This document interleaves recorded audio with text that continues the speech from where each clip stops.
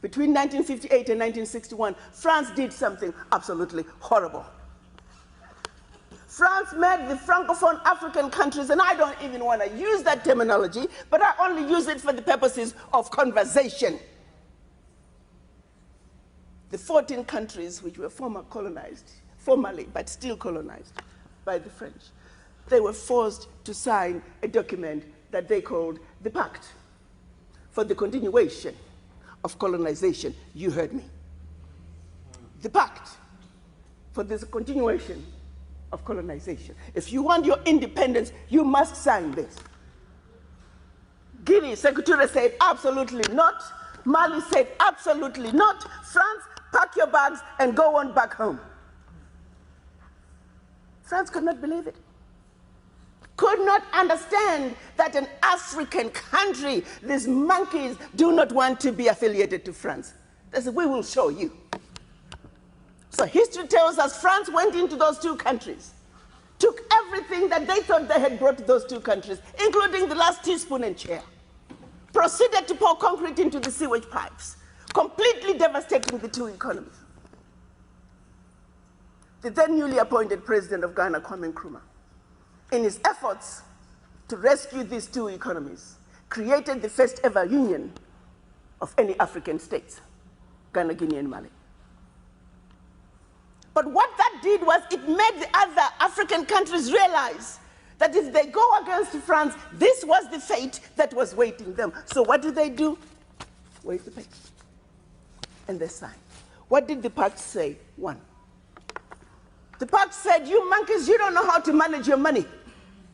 So you shall deposit 85% of your bank reserves with the French Central Bank under the control of the French Minister of Finance.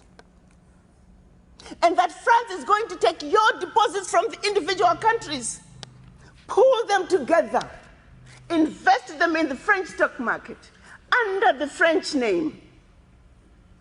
And you, monkeys, you may or may not know the returns. Latest figures are showing this is still going on since 1958. France today is collecting out of Africa over $500 billion before investing. And when they finish investing this money, for every 14 billion out of Africa, they're recognizing over 300 billion. Now do the math. So when it's actually said and done, France is taking out of Africa trillions of dollars every year, and we, the poor Africans, are gladly giving it to France. And the same France has the audacity to look at us and call us poor people. 1958. They went further with the pact. You see, we will also print your own money. We will print your money for you.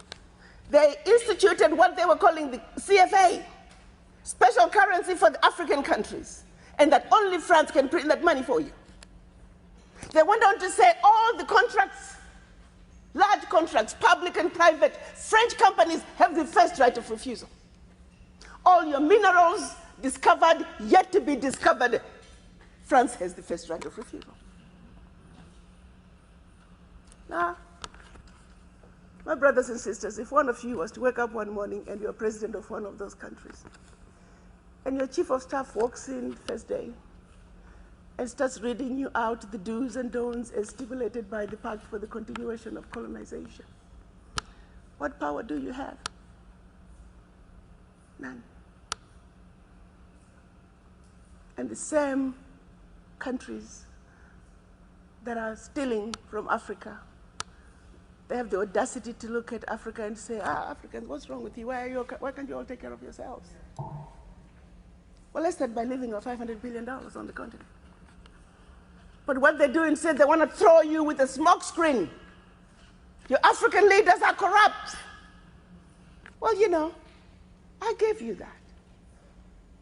I mean, not all African leaders are corrupt. Africa is a family.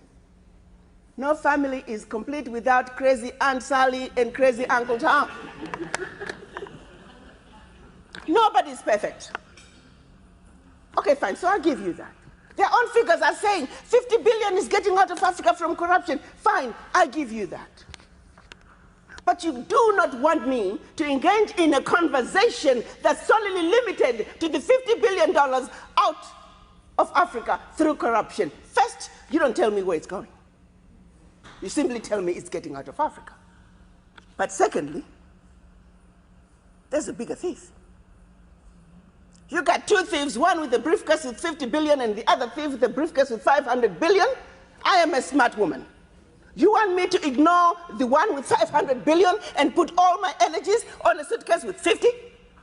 And by the time the one with 500 billion is done investing, we are talking trillions. Now, do you see how quickly the funds out of Africa from corruption become the larger chunk under the table? And they want you to stay under the table. So you never have to talk about what is on the table. We must wake up, Africans. We must think about our situations. How did we get here? Are we willing to let France